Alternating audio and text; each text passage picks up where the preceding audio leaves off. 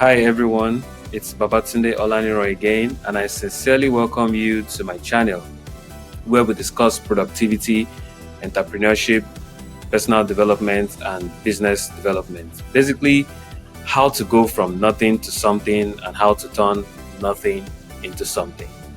Today, I want to speak about something I like to call the worst times and the best times. And this is in the context of the current situation of the Nigerian business environment and what entrepreneurs must understand about the current wave of foreign companies leaving Nigeria.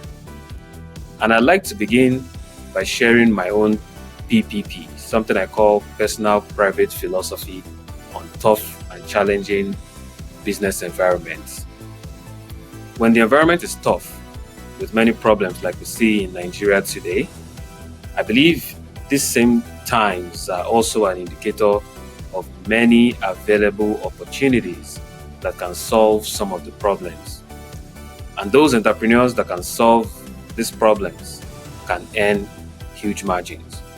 Now, on the flip side of this, when the environment begins to ease up and those problems begin to get solved and things start to get better, and you see people and businesses begin to thrive, the opportunities also reduce as solutions to problems emerge from entrepreneurs who deploy their creativity to solving these problems. This increase in entrepreneurs solving the problems leads to more competition and slimmer margins like we see in many Western countries today. So this is my philosophy on problems and opportunities that are abound in economies like ours. And this is why I encourage entrepreneurs to use their ingenuity, persevere, and ride the turbulent waves until it settles. Because those tough era with many problems will one day be remembered as the era with the best of opportunities.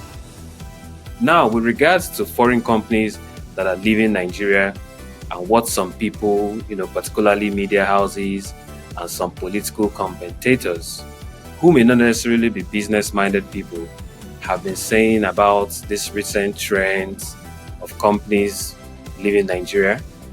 Of course, like we all know, they are mainly leaving because of the economic situation, particularly because of challenges, such as the exchange rate devaluation, inflation, high cost of doing business, and so many other factors, a period many see as the worst times.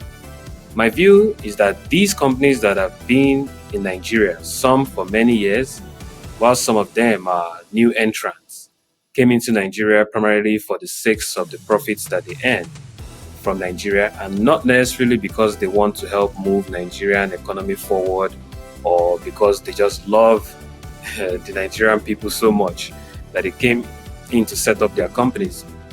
Don't get me wrong, it's okay to go in for the profits alone, and it's understandable that businesses thrive on profits and businesses should have interest in making profits. So there's no bad blood on that at all. But my concern is the narrative being pushed that because companies are leaving Nigeria, that means the only way to view the situation is that there is a huge problem or that it is something detrimental or something totally bad. That is the narrative that I'm here to change, or let me say rephrase. Let's forget about the environment or what's happening in Nigeria for a second and think of why a company would take a decision to leave a marketplace. Companies will exit the marketplace because of their interests. And this is no different from why companies are leaving Nigeria at this time, because of their own interests. Yes, the environment is tough for businesses, but we also know that the same tough times make great companies. So those that are saying that because companies are leaving Nigeria, the Nigerian marketplace is turning upside down, I think that is not the main thing we should be saying out there. I think what we should be saying and promoting is the encouragement of Nigerian businesses that want to take up the challenge to do what is right for Nigeria by coming in to fill some of those gaps, coming in to face the struggle and filling the spaces that some of these foreign companies have left. Echoing the proper narrative will become an additional tool that will aid governments, aid business people, and even the citizens, during the quest to strengthen and build our manufacturing and service industries and what have you.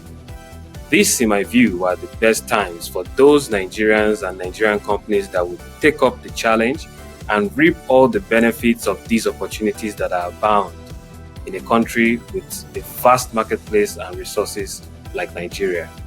These environments are the worst for those businesses living and the best for those businesses that are sowing and ready to take advantage.